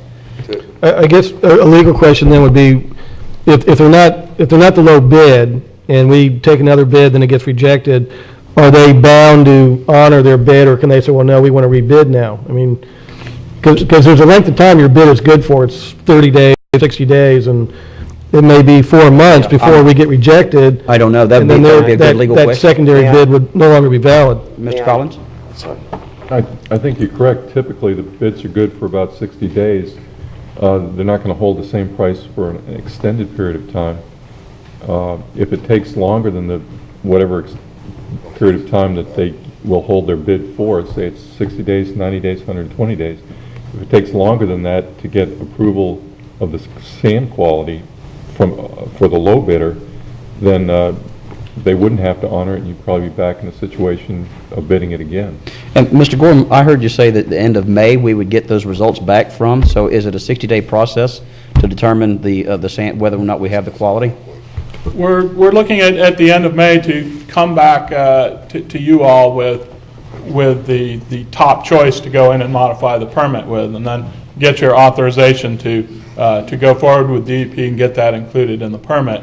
What we hear from DEP, that might be a 3 or 4 month process to modify that permit. But that would put us then out of getting anything done this year. Right. The schedule would be tight. It may be possible to have that in time, and that okay. All right, let me ask you this. We know where the process is going. We could possibly go out to bid slightly before the final permit mod issue. Let me ask you this then. That would, in the event that we got the sand sources that came back in from upland, that would certainly preclude us from going in that avenue this year, because we'd have to do the redesign that I heard somebody say. Well, we'd have to do that regardless of whether we bid first or second, and we could get into a situation where we get a low bid and say, okay, well, we can afford this, but we can't get the permit in time to construct this year, whether we can afford it or not.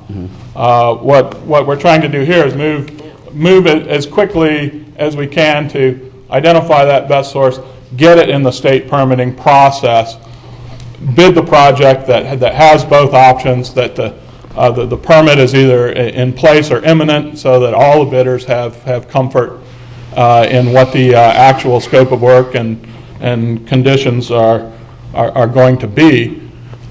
We are going to have a pre-submittal conference this afternoon here. And that's the reason why I had this on. Right. And I believe that we will be able to significantly streamline the burden and time and money for the respondents to provide the information here. The more detailed information will probably be required at some point in the final permitting approval process, but we think we can streamline it so it's not such a financial and time burden to respond to our RFQ, and still have enough information to choose those most appropriate sand sources. What I'm hearing though is with it being due on the 13th, and understanding that we're getting up against the wall, but from what I understand is we would almost have to I'm hearing from the industry that they can't even get it done that fast for what we're asking for.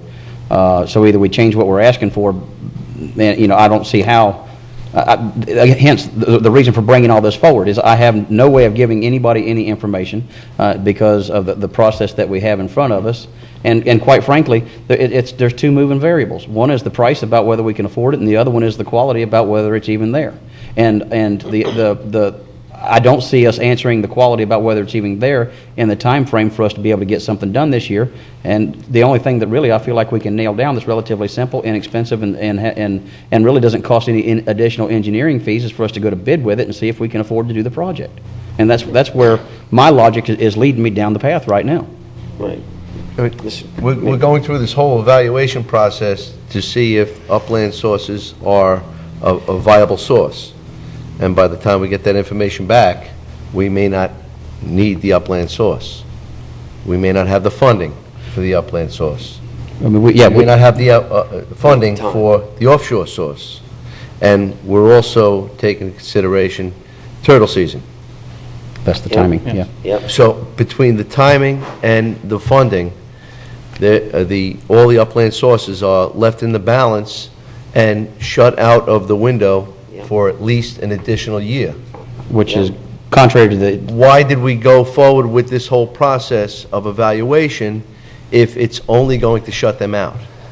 Yep. So why not work on parallel tracks and go forward with an RFP so that we do have viable sources if they are qualified, and if we have the funding, and they can move quicker to get the job accomplished, and we can begin to answer the emails and correspondence that we're receiving from those on the beach with their concerns, the industry locally, and not be so concerned with the offshore industry that will be there regardless.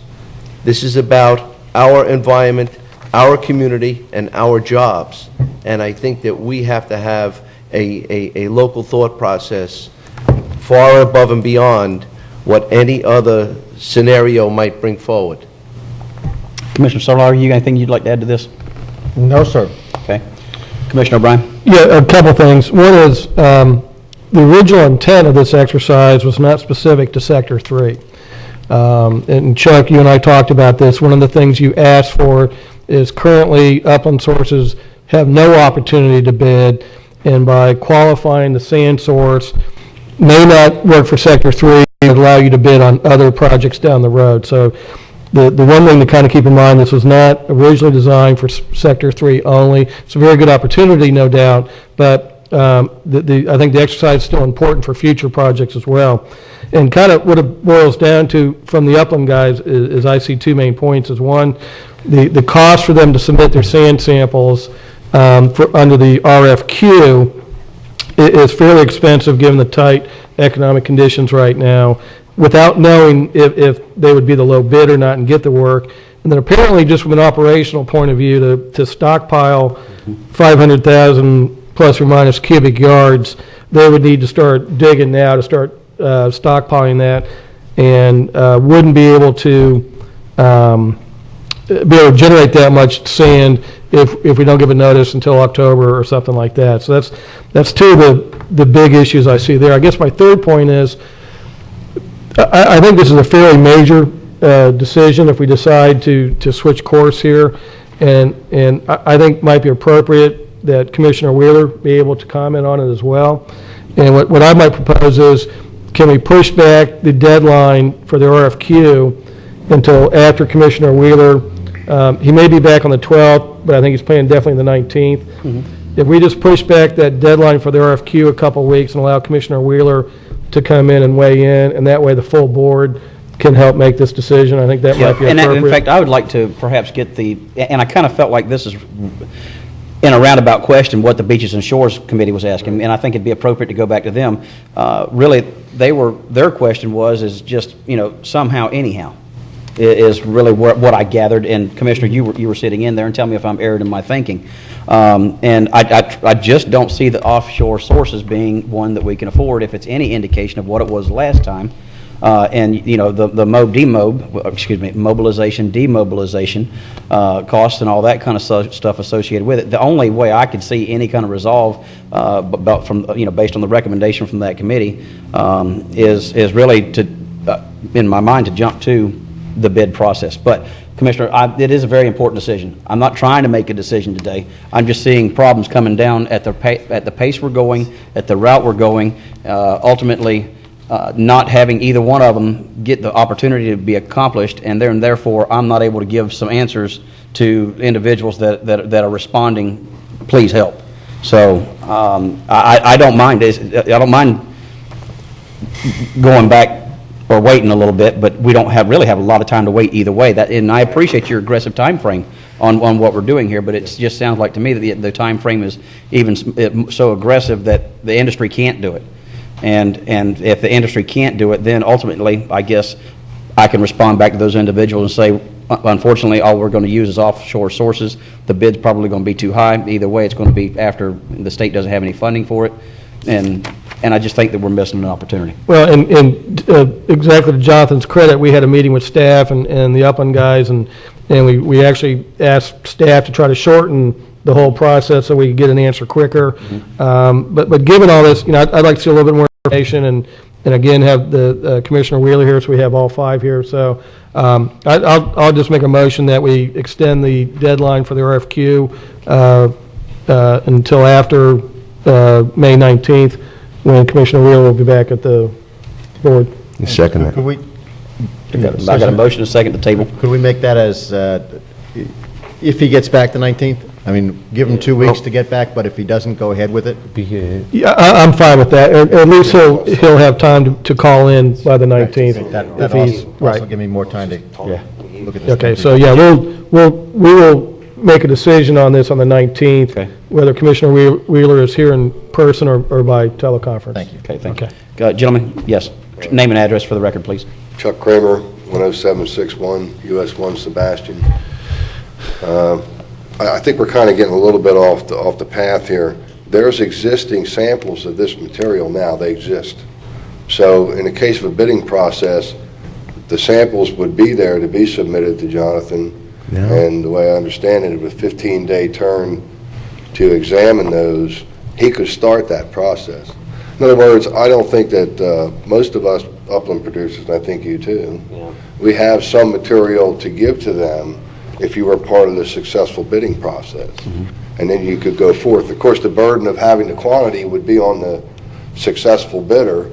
However, if he's not qualified, as you say, Commissioner Davis, then the next successful bidder would be eligible to do the job.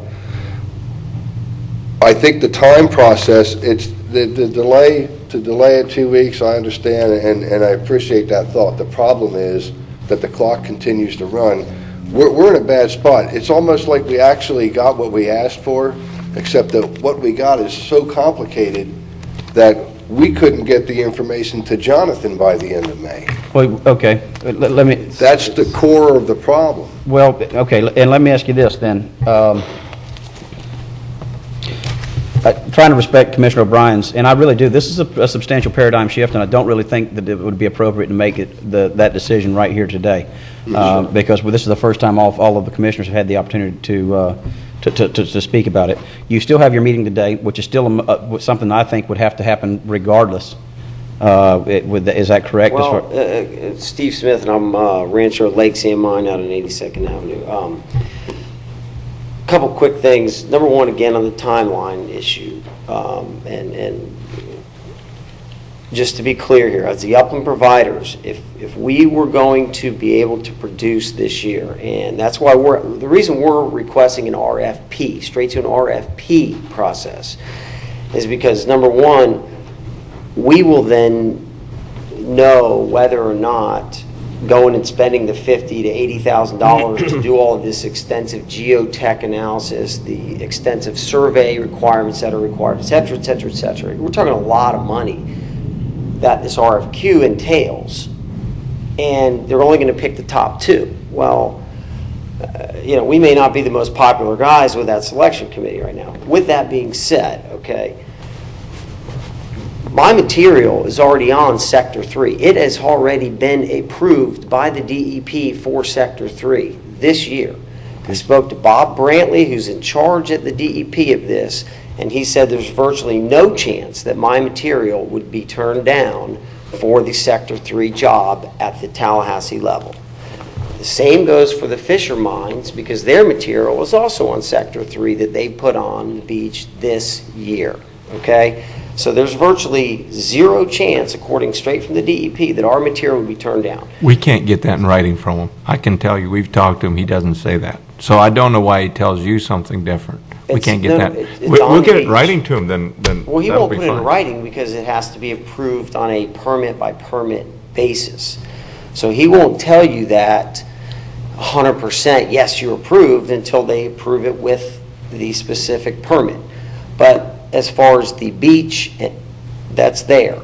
And our material, it's already been approved on that beach. So, Could you give me some specific sites of where y'all's sand already is? mine's Sector right 3? behind the Disney Resort. And Okay. there's, they did the Margarisa Bay Tree job.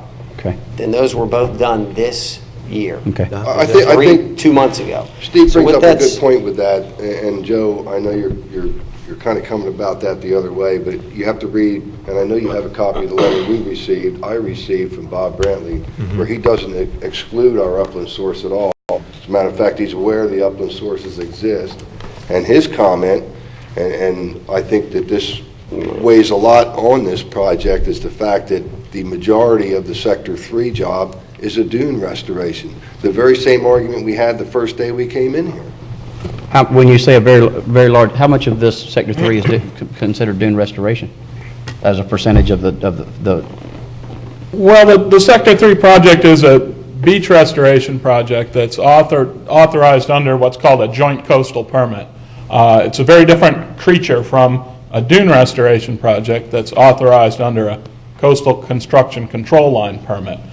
Some segment and fraction of the beach restoration project is placed above mean high water where a dune restoration project would be placed, but the entire project and its authorization is a joint coastal permit project. So really none of it is a dune project per se. It's a beach restoration project that has, you know, some sand being placed higher on the beach on the dune, some sand being placed lower down.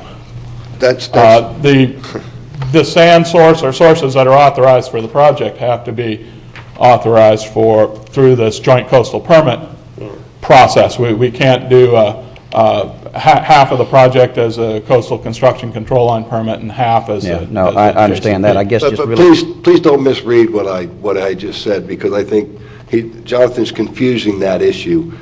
The modification process for your permit, and this comes from Brantley, who made the statement to me, well, I don't see why this would be that complicated, since a bulk of the project really isn't, it's a dune restoration more than a water line restoration. And we can dance about this forever. Right. I can tell you this, the DEP's opinion on it is there will be a timeout for the permit modification. We spent an extensive amount of time talking to Mr. Brantley. He doesn't feel it's that complicated. He's amenable to the upland source. I wish staff here was as amenable as he is. That's the bottom line. We need to get the process moving. We have samples of material they could submit to get going and get the bids out there. And you know what? I'll tell you this, commissioners, and I think Steve will agree with me. If the dredge companies beat us, okay, we'll go away. Absolutely. But I think the county's going to miss a golden opportunity if they don't allow us to do it. And that's the importance of doing the RFP now. Instead of only picking 2 upland sources, get 6 bids. And if it's someone that obviously only has gray marl, as you said, they can be excluded as part of the evaluation of competent bidders, okay? So we get 6 bids instead of just 2 or 3, as Mr. O'Brien said. You guarantee better pricing at that point, okay? Also, we don't spend $120,000 of county money, because if the offshore borrow guys come in lower, why waste the money redesigning the permit to accommodate us? So A, you're saving significant county money We don't spend any more consultant time or your staff time. And like you said, Mr. Davis, we can marshal all of our resources behind whichever avenue we should be marshaling our resources behind. And I really think there'll be some eyes going wide open if we do an RFP of what the results are when you start opening up envelopes.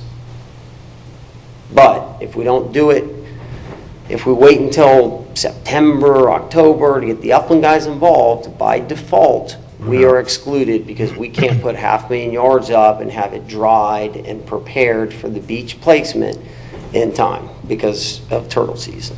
So, clock's ticking. Okay, commissioners? Still stand by my motion, and I think 2 weeks is not going to push us back too much. It'll give staff a little time to get us some more information. I would like Commissioner Wheeler to be involved in this decision, so I'm still good with my motion. And I think Mr. Smith brings up some good points.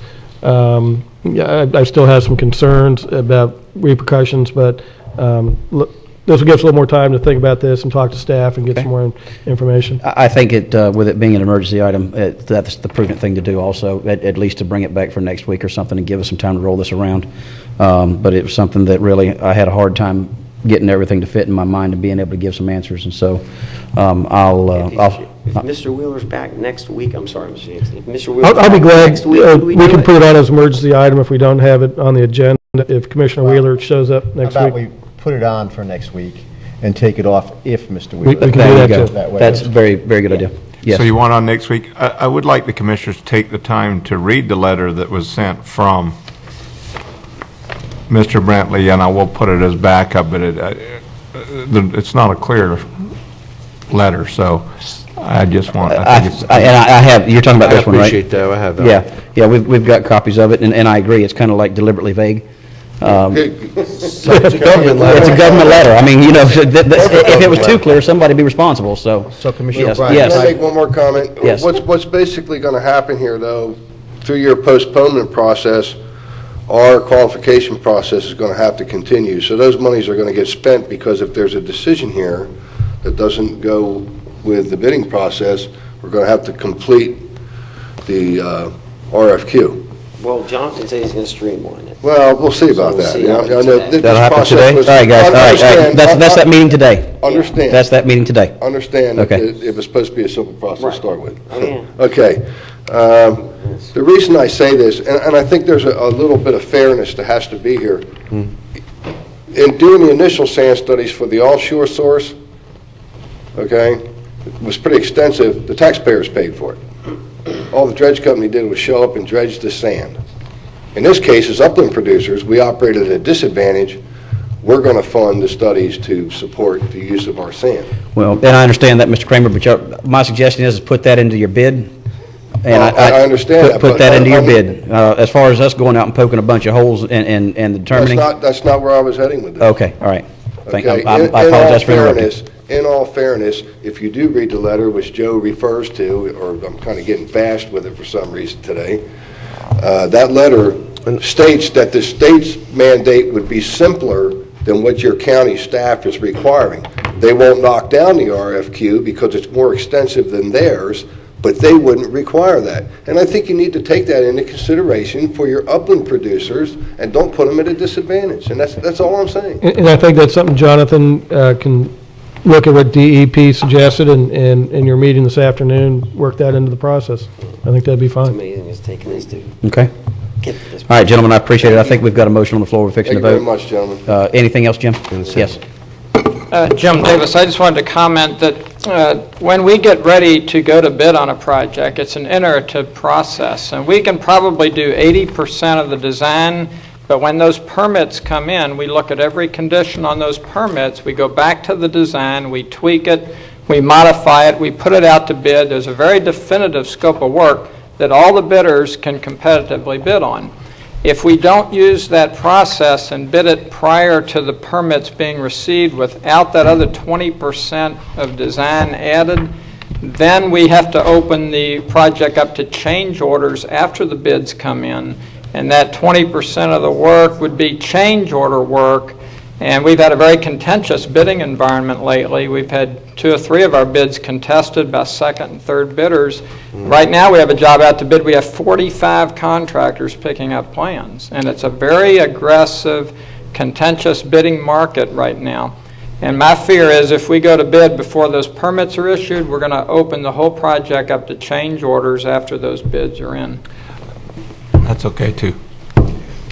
Yeah, I mean, Well, I think that's just more information we need, and Yeah. in the next meeting, we can weigh all that. Thank you, Jim. Chairman Davis, if I Yes. could restate the motion so I understand what I seconded? Yes. That we agree to I put this second. on the meeting for next week. If Commissioner Wheeler isn't here, then we agree to automatically take it off for the meeting of the 19th, which we'll hear regardless of whether Commissioner Wheeler is here or not. Sounds good. Thank you. I stand by my And second. just delay the bid requirement date. Just for clarification there, the motion, Mr. O'Brien's motion was seconded by myself, and I thought I seconded. your, That's fine. and I agree on the second, and I hope that the That was your intent. Good enough, Commission Commissioner? Commissioner? That was good enough, what Bob said for your motion? Absolutely. agrees on it as well. All right, if there's no further Okay. discussion, we'll vote. All those in favor say aye. Aye. All opposed, nay. Motion passes unanimously. Thank you very much, gentlemen. All right, now we move on to Environmental Control Board. Move approval of minutes of February 3rd, 2009. Got a motion to approve. No discussion, we'll vote. All those in favor say aye. Aye. All opposed, nay.